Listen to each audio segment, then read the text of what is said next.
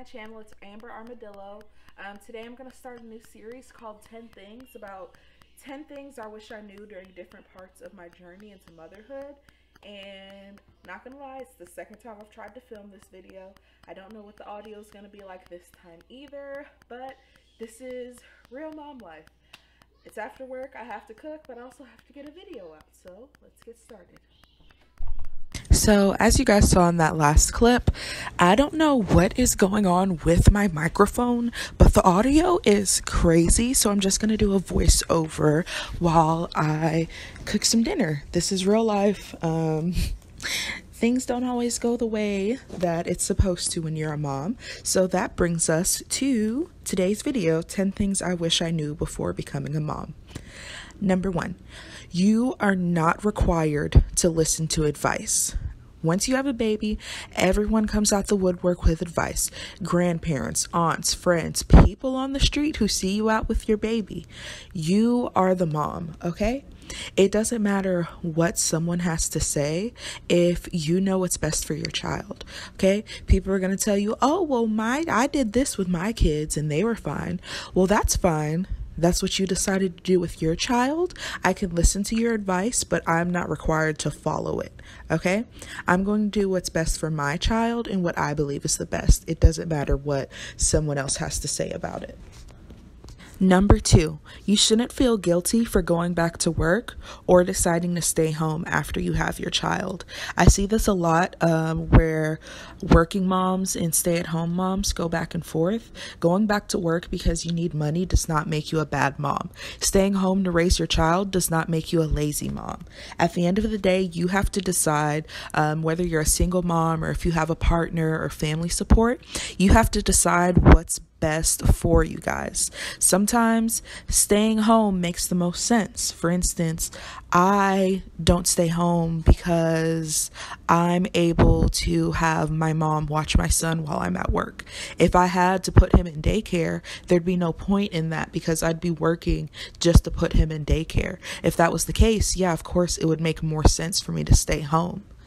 So even though I definitely wish I could stay home and spend more time with him, I know I'm not a bad mom for going to work and doing what I need to do to make sure that he still has a roof over his head. Number 3, you are not less of a mom for giving your baby breast milk. I see this a lot, and from my own experience, I definitely had a lot of guilt associated with me not breastfeeding anymore. I planned on breastfeeding for a year, but I ran into some health issues where I was on high blood pressure medication. And even though high blood pressure medication, I called, spoke to his pediatrician, spoke to my OBGYN, and even spoke to poison control. And even though they all said that it shouldn't be a problem, me breastfeeding while I'm on that medicine, I had to decide for myself, that's something I'm not willing to risk because he's already had a kidney issue. He's already had a major surgery. I don't want to put anything on him that could potentially harm him. And I had planned on breastfeeding for a year. So stopping after 4 months, I felt a lot of guilt because people are always like, breast is best. If you can breastfeed, you need to breastfeed. You need to do whatever you can to be able to breastfeed. And that's just not a good mindset. Like, if you have to give your baby formula, or if you decide to give your baby formula because that's easier for you, that's fine. What's important is that your baby is fed however you have to do it, because it doesn't matter. As long as your baby is getting the nutrients that they need, then that's all that matters. Number 4, mom groups can be a very toxic place. I see a lot of people, they end up deciding to join a mom group, maybe because they have questions, maybe because they don't have support system, maybe because since they've had kids, they just don't have friends anymore, and that's fine. Mom groups can definitely be a place for you to gain knowledge and uplift other women while we're going on this crazy journey of motherhood together, but sometimes it can be a very toxic and dark place. Someone who's genuinely genuinely asking for help can be torn down by the entire group. You can be shamed for a decision that you make for your child just because it's not the norm or just because it's not something that's widely accepted, and that's not right. So if you are going to join a mom group, make sure you join one that's actually going to uplift you and speak life into your existence and not tear you down. There's nothing wrong with joining a mom group and discovering that it's not for you and leaving. Just keep searching until you find the group that's right for you. I know for me, there's a group on Facebook, which I'll see if the admins are okay if I can leave a link to that group in the description, but it's called Blazing Mamas on Facebook. Yes, it's a Facebook group for mom stoners or moms who smoke, which if you have a problem with that, I don't know what to tell you, because moms who smoke are some of the nicest and most accepting moms I've ever met. And I personally don't really see a difference between a mom who smokes to make herself a better, more patient mom than a mom who drinks wine. Like, there's really no difference, especially since weed is becoming legal across the country. But if you really want a group that is very open, very honest, and very accepting, I would definitely check that group out, because whenever I have questions, they are always just the kindest. If someone's ever going through problems in their life, they're definitely very helpful and they care a lot, and they're very funny too. Number 5, if you need a break from motherhood, that's okay. I feel like there's so much shame put on women for saying, I just need a break, I just need a moment, because we're moms. At the end of the day, we're still people. We still have feelings. We get frustrated. Sometimes it can be overwhelming. Do I regret having a child? No. It's been the most amazing thing that I've ever done in my life. But sometimes I just need to step away and say, I need a break. I need to put my feet up. I need to just be me for a moment. I need to not be a mom. Not saying that I hate being a mom, but when you become a mom, I feel like a lot of times we lose some of our individuality, and that's why we need a break. Because yes, you are the beautiful, strong woman who created this child, or who is caring for this child if you're on an adoption journey, because I feel like whether you adopt or birth a child, you're still a mom. But sometimes you need a break, and that's okay, because it's tiring, it's exhausting. These little goblins that we love are beautiful, but they're also draining. So it's okay if you need a break. It's okay if you just need 5 minutes. Like, you just need to make sure that you are not overworking yourself and putting yourself in such a state of stress that you're no good for you, for your family, or for your child. Number 6, and this is one that I'm a little bit scared to talk about, but circumcision is a controversial topic. If you don't have any boys, you may not have experienced this firsthand, but circumcision is such a polarizing topic among moms. And personally, I am anti-circumcision. I did not have my son circumcised, but at the same time, I'm not going to shame another mom or try to tell them that they made a mistake because they decided to circumcise their child. I'm a firm believer in a mom is going to do what she believes is right, no matter what. So even if we don't agree, I'm not going to try to force you to see things how I see them. Personally,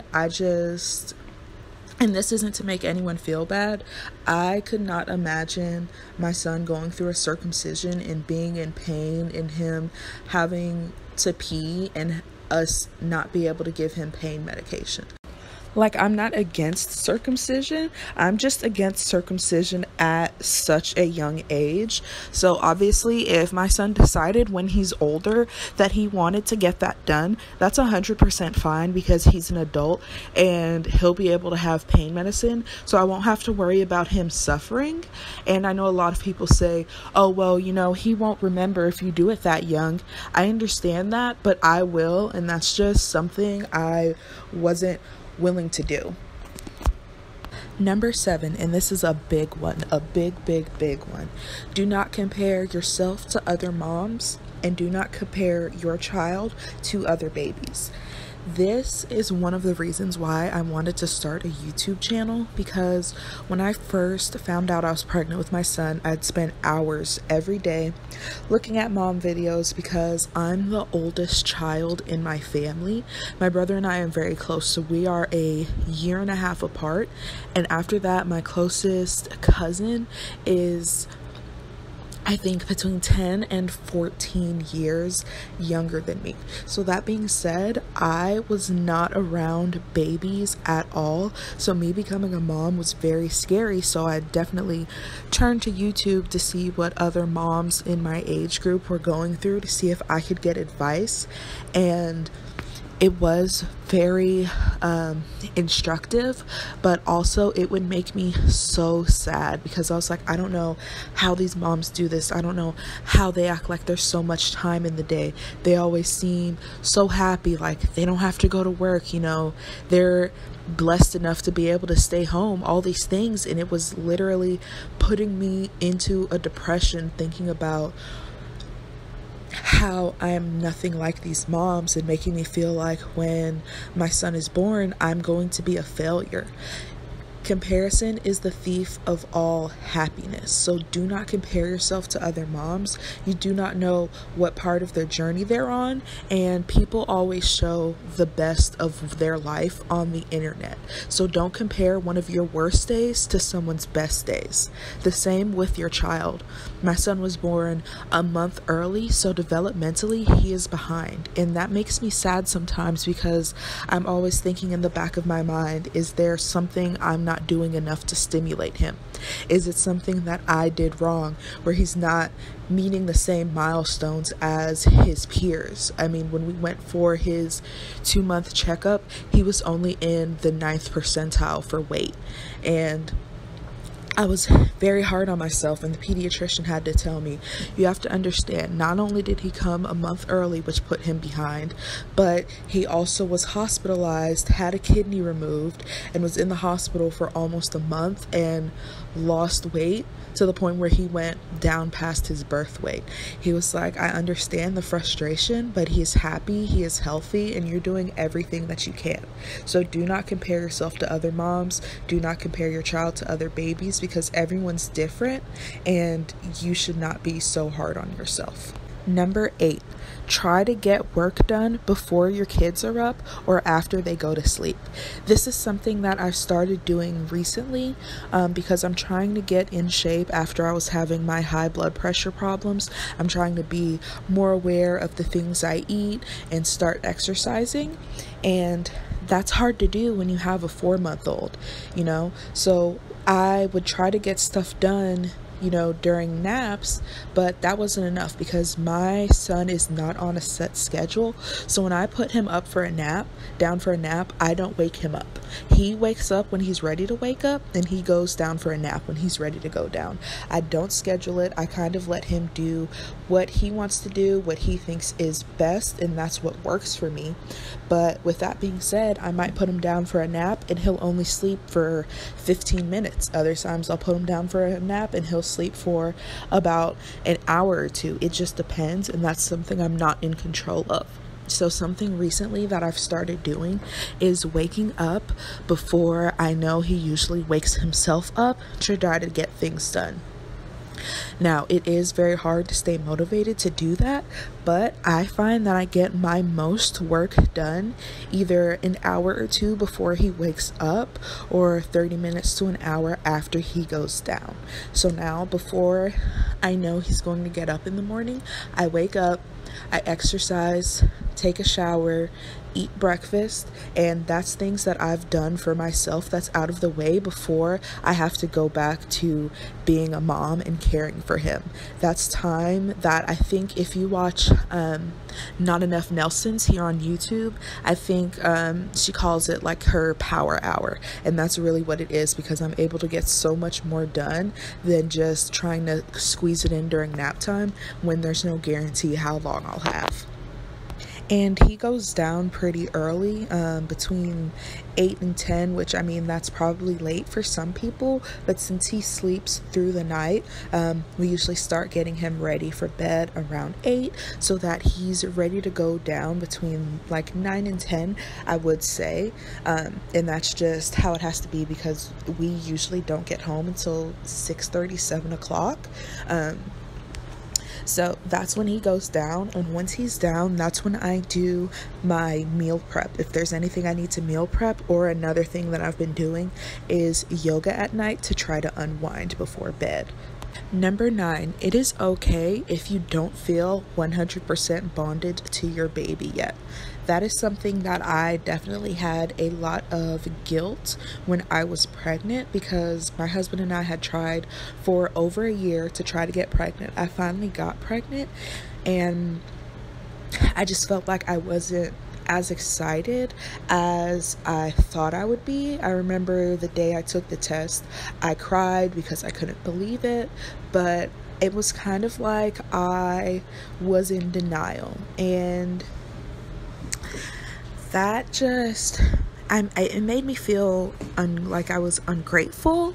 Like, it just made me feel like there was something wrong with me as a woman. Like, how was I not like head over heels over the fact that I was pregnant? Like, people would be like, oh, are you excited? And I was just like, yeah, I'm excited. Obviously, I was happy to be pregnant, but at the same time, I just didn't feel any differently. Like, it wasn't until I was like in the end of my second, beginning of my third trimester that I actually felt like I was pregnant. I actually felt attached to the fact that I was having a child. Before, it was more like I was just a passenger and pregnancy was just happening to me, not something that I was actually experiencing.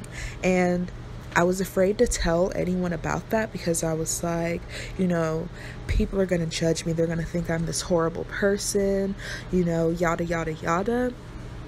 And this goes back to the mom group thing, because it wasn't until I was in a mom group and someone else posted about that I realized that experience is not something that doesn't happen. Other women have experienced that, and I wasn't alone.